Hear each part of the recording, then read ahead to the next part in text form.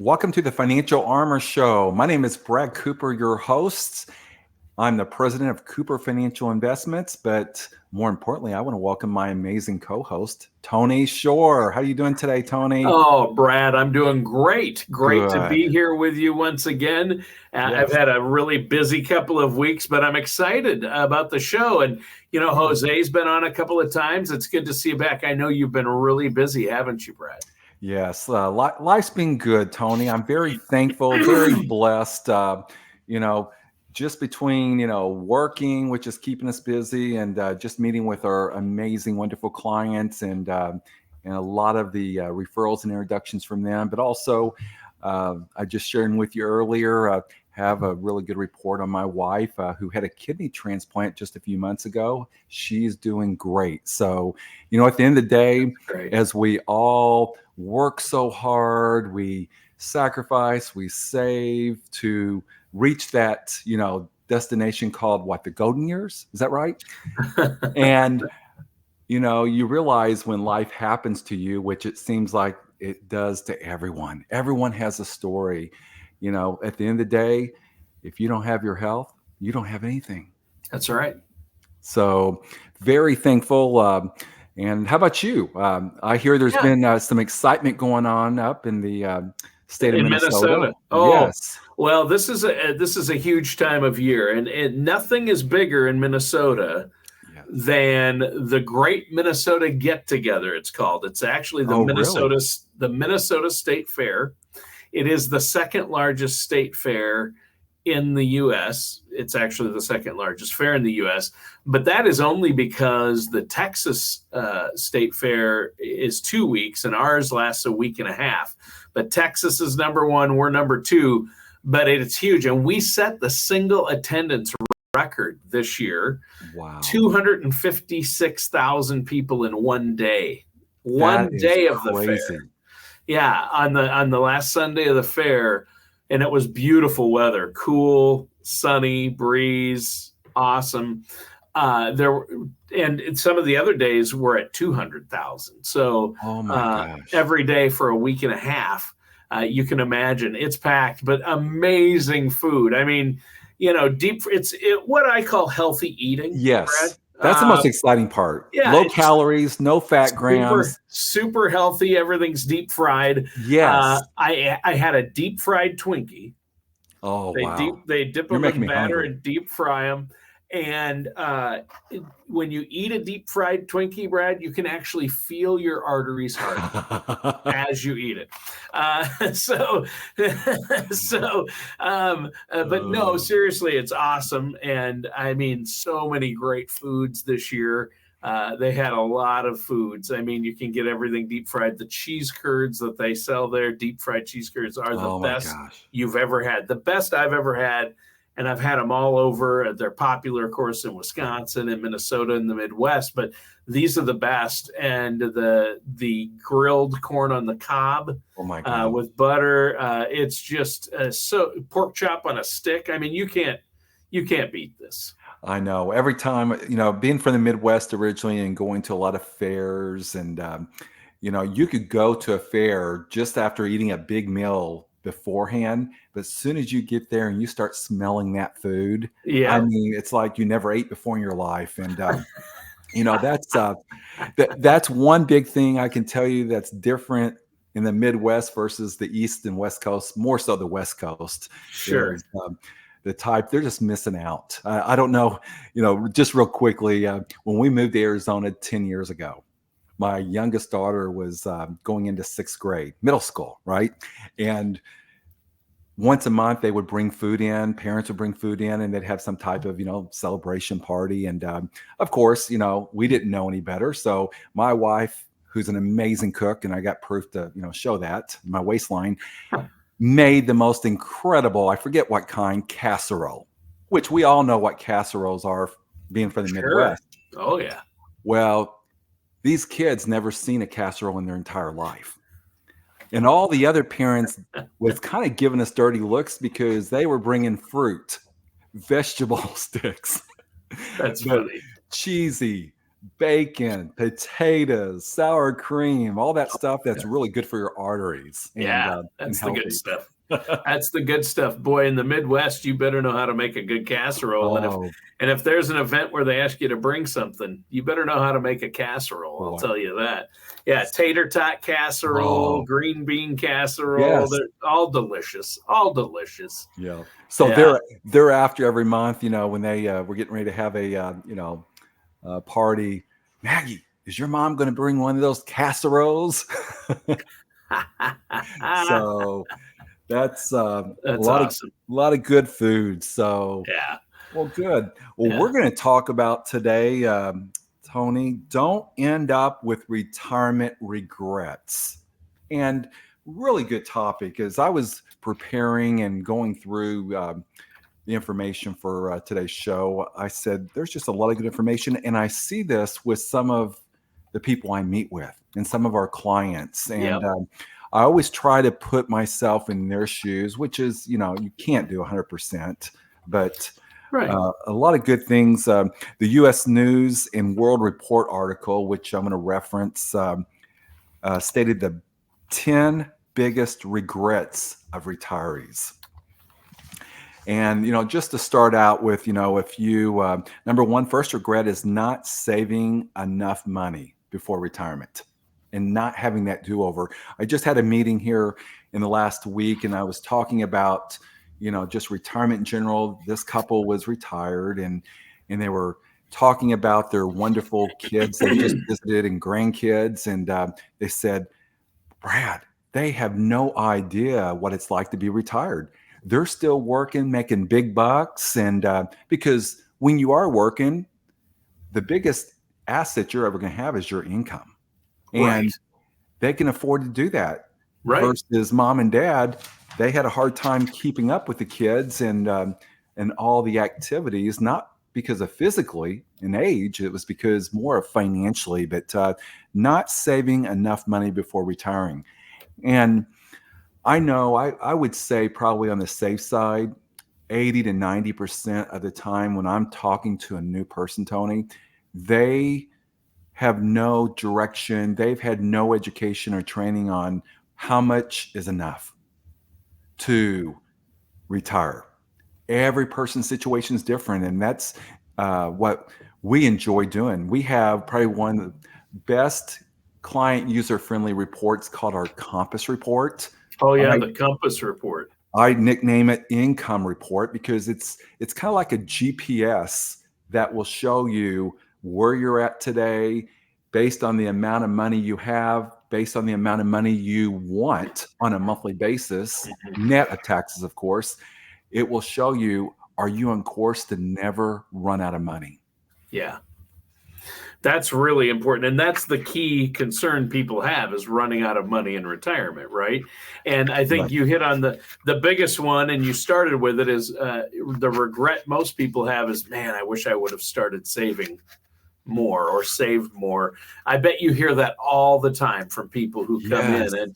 And I know I have that same regret. My wife and I mean, I wish I had, when I was 21 and had my first job out of college, started putting money into of course they may not have even had them back then, but a Roth 401, a Roth 401k, which they didn't have back then, but a Roth or an IRA, a Roth IRA, or more money into a 401k. I mean, my first couple of jobs, I'm like, I'm not putting money into a retirement account. I don't need to worry about that yet. And so many people do that, right? Oh, I know it. I just reflecting back to my daughter when she graduated from college, I said, okay, we're going to start saving. You have a lot of graduation money, you're working. So she started at $150 a month. And the projection I did from 18, I think to 55 was over $350,000 being conservative.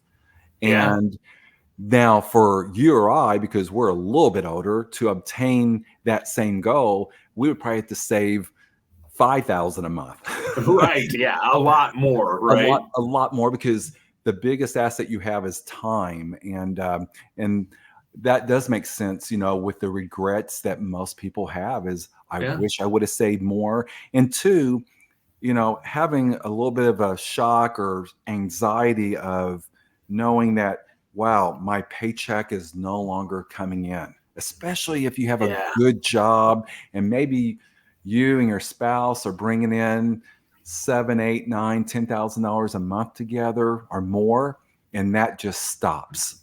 Yeah. And That's then, tough. That's a big fear that people have. And, once those checks stop coming in, you're going to have to live on whatever you have saved. So that's huge. yeah, and I can't emphasize or say this enough how crucial, how important it is if you're approaching retirement or maybe just entered into retirement, understand and get to know the risk that is out there.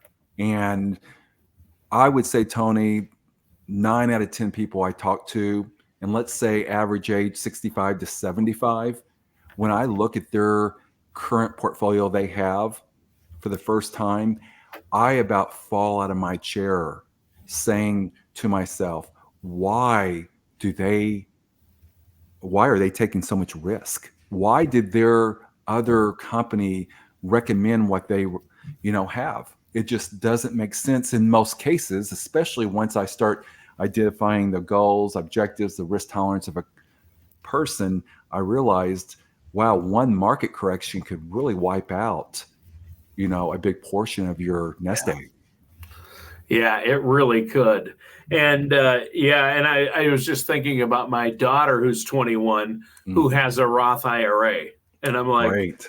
I wish I had a Roth IRA at 21. I could probably retire anytime I wanted if I had done that. So the key is, and I think knowing to do that, I would never have known to do that without working with a financial services professional. And my daughter wouldn't have known to do that had I not told her what you tell me, Brad. Each week on the show, you're giving this great advice, and I pass it along because it is really important. But it's important to make sure that if you have these accounts, that you're not making emotional decisions or making decisions on your own when you're not an expert in that field. Get an expert opinion. Make sure you talk to a trusted financial services professional. And I'm not going to name names, but I know a guy, Brad Cooper. Brad, I know that this is what you do. This is how you help people. So I'm going to encourage our listeners right now to pick up the phone and give you a call and set up that no charge, no obligation consultation and get a plan in place. See where you're at. 888, right? 888-390-5277. That's 888-390-5277. Or they can just go to the financialarmorshow.com and fill out a contact form and somebody will get back to them. But Brad, great show so far today. We're talking about retirement regrets. And I know that you hear this all the time. Oh, I wish I would have done this sooner. I wish I would have done that sooner. Or I made a mistake and did this, and now I don't have enough money for retirement. So what's something else on that list that you hear about? And what's on the list, Tony, and what I hear often is really saying yes too often is the next regret. You must be able to say no, especially to family and friends when it comes to asking money. Now, of course, if you're blessed, you have a large nest egg and can afford to do it, great. But I can tell you many conversations I've had heart to heart with our clients that they were basically just helping support children, grandchildren. And I get it. Adult children. Adult children. And that's challenging. That is really making an impact on retirees today. So learn how to say no and learn how to, take care of yourself first. I'm always reminded every time I'm on a plane, of course, the same message from the airline attendants is, in case of emergency, if oxygen comes down, put it on yourself first before your loved ones, your children. And at first, when I first heard that, Tony, I said, that's not right. But you've got to take care of yourself first so you can be in a position maybe to take care of family in the near future. Right. And I mean, if you're pulling out money out of retirement accounts or not contributing to a retirement account because you're using that money to help support your adult children, the problem is you're going to put a huge burden on them later, because then they will have to help support you, and it could be much worse. So you need to find the right balance. And of course, it's hard. I'm a parent. I have 3 kids, right. and it's hard to say no, right? Amen. Hey, I'll be the first too. We're talking about this topic, and we're telling you what you should do, but just have a little bit more awareness. Yeah. But of course, I've been very thankful and blessed with my upbringing, and we've been blessed as a company and family. So if you have it, great. If not, be careful, because that can, end up, causing you to run out of money.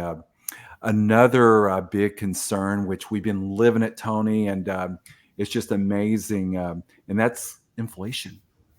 Oh, inflation. Just a good example of the wonderful food you're talking about that you've been consuming and did not share with me, which I'm offended, but probably the increase of food there, admission, gas. I mean, you name it. It's outrageously expensive to go to the fair anymore. I mean, yeah. I mean, family of 4, it's, who knows how much, ball games, popcorn, hot dogs, soda. Hundreds and hundreds of dollars. I know. Yeah. So I am seeing that not necessarily with our clients as much, but more so the conversations and impact it's having on their family members, children, grandchildren, and seeing prices increase 30, 40, 50% compared, or if not even more than that, over the last 2 or 3 years. So be proactive. Our philosophy, Tony, is let's hope for the best. But you know what we're going to do? We're going to prepare, and we're going to plan for the worst. So if the worst happens, you're not going to be, surprised. If the best happens, that's great. Your accounts are doing very well. But be aware of inflation. And then also, many also regret, Tony, the regret is waiting too long to begin planning for retirement. I'm working with several people right now that are still working, and their goal is to retire in the next 3 months, 6 months, 12 months. I have a few that's 3 to 4 years out. That's still not too early to meet with a financial service professional and sit down and be proactive. What can you do right now to put yourself and your family in a better position where you don't run out of money through your lifetime?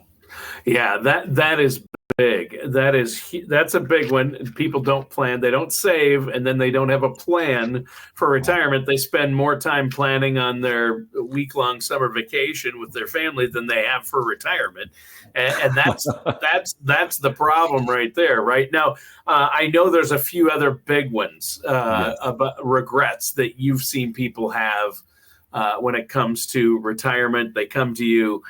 And it's something maybe they weren't prepared for. What's another one? I would say one of the top 2 regrets and topics that we talk about daily in every single meeting. I would say there's not a meeting that I have, whether it's with a new person or with a client, underestimating healthcare expenses and not planning for long-term care, in-home health care, assisted living care. And of course, historically, the last 20, 30, 40 years, a lot of people bought long-term care policies, which for some that worked out very well. What we're seeing today, Tony, is a lot of these companies, because of the baby boomer generation entering retirement and more people going into care facilities, they're increasing premiums. They're lowering benefits. So, and right now, if you wait until retirement age, a lot of times it doesn't make sense. It's not affordable for most of our clients to go out and spend $1,000, $2,000 a month for long-term care costs. Um, and that's just addressing long-term care, nursing homes, Right. in-home health care, but also another study I read from Fidelity, and I shared this here a few shows ago, where the average American, and this was mind boggling, the average American and average retiree that is 65 today, for the next 20-year period from 65 to 85, 20-year period, will spend out of pocket for healthcare expenses, excluding nursing home care, over $261,000 out of pocket. That's crazy. Almost $300,000. That's nuts. And people don't realize that. They think, well, I'll have Medicare once I'm retired, so it won't cost me very much. But there's still expenses with Medicare. I mean, right? And Medicare doesn't cover everything. There's still premiums, deductibles, co-pays, and there's still things it won't cover. Right. And, as we're entering Medicare season per se, and you're reevaluating your supplements, and, be very careful, because that can really impact, what they pay versus what they don't pay. But here's some good news, Tony. I was just on a training call about a week ago with one of the largest insurance companies in the United States. And they, along with several other companies that we work closely with, and most of the companies we work with are A-plus companies, been around for 100+ years, very strong companies. They're really stepping in, and I'm so thankful that they're stepping in and saying, hey, we have an alternative for long-term care insurance and policies. A lot of what they're offering now is asset-based long-term care benefits, meaning, and I just had this conversation earlier, let's say you reposition some of your assets. Maybe it's in an IRA, maybe it's in a brokerage account, maybe it's in a CD at the bank. Repositioning that into a similar account with better protection in most cases, better opportunities for growth. But also, these companies now are adding an extra benefit of long-term care benefits, in-home health care benefits. And how that's determined, Tony, is if you cannot perform 2 of the 6 activities of daily living. Some examples: cooking, medication, clothing, bathing, continence. If you cannot perform 2 out of 6, your doctor, not the insurance company's doctor, but your doctor, signs a form, and they will pay benefits normally for 60 months, 5 years, most cases tax-free. Wow. Yeah. See, that's huge. I know there are different strategies now. And like you said, there are these hybrid insurance policies and cash value policies that if you should need long-term care, you can either utilize some of the death benefit before you pass to pay for long-term care, or it has a separate coverage for long-term care. I think that's fantastic because it's just traditional long-term care was outrageously expensive, and the insurance companies didn't want to do it because it wasn't cost-effective for them anymore either, and nobody wanted to use it. So I'm glad there are other options, and I know there's a lot of different options and strategies that can be utilized now to help pay for long-term care, because that's a real crisis in our country. I mean, both my parents are in long-term care now, and it is outrageously expensive. And it's going to get worse. And what I love about some of these newer strategies, which I'm finding, Tony, the majority of my industry is not recommending these. And I'll tell you why. A lot of times they're not as profitable as other strategies that they're recommending, is what I have observed. But the thing I love is, with these types of new strategies, is what happens if you don't need care? Let's say you pass away, whatever's in that account, all the earnings goes to your estate, goes to your primary beneficiary. So it's not like you lose it. It's not like you're losing that money you put in. There can still be a death benefit, and all the cash value can be inherited as well by your loved ones, your beneficiaries. So, yeah, great point. That's awesome. So, before we go, what's one more thing that regret that you've seen people with after they've retired? They wish they'd done something differently. Well, this is interesting because it ties into snowbirds and really the brilliant people from Minnesota and Wisconsin and Michigan and Washington that leave when the snow's coming to cooler weather in sunny, beautiful Arizona. However, one regret, and I'm seeing this, and they're really questioning their decision, is does it make sense to maintain and keep two homes? And yeah, I've got to believe in a lot of cases, no, unless you're just unbelievably wealthy. Most people, that's a pretty big expense especially now. It is, and my research and my own opinions on this has changed a lot. And what I am seeing a lot of our clients do, they're selling one of the two homes, and then of course they still want to get away from the extreme cold temperatures or the extreme hot temperatures, which we've been experiencing here in Arizona. Either way, they're looking at VRBO or Airbnb as an alternative. And I had that conversation with some very wealthy clients of mine earlier in the week, and they could afford to buy $1 million home, second home, probably a third home if they wanted. However, they said, Brad, we have children in different parts of the country, so we like going to one place for maybe a month or two, and then going to another place for a month or two. Therefore, Airbnb is great because we don't have a house to maintain, to pay for the expenses, the upkeep, the taxes, and all that. It's a lot of money.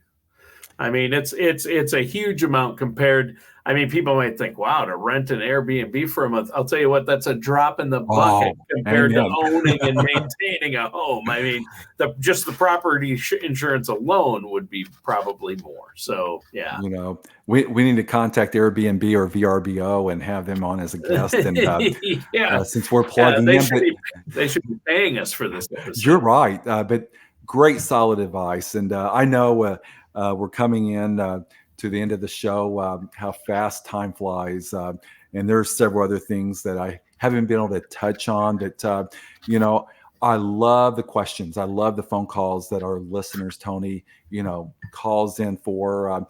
Call us with any question or just really just to sit down over a cup of coffee and visit to answer any of your questions. No fee, no obligation consultation. You can call us directly at toll-free 888-390-5277, 888-390-5277. Or if you have any questions, go to our site, financialarmorshow.com, and put in any questions you may have, and we'll respond back. All right. Sounds great. Brad, great show today. Great topic. Don't end up with those retirement regrets. Work with a trusted financial professional. Brad, I encourage our listeners out there to give you a call. Great show today. And listeners and viewers, thanks for tuning in. That does it for today's episode of the Financial Armor Show with our host, Brad Cooper. Thank you, Tony.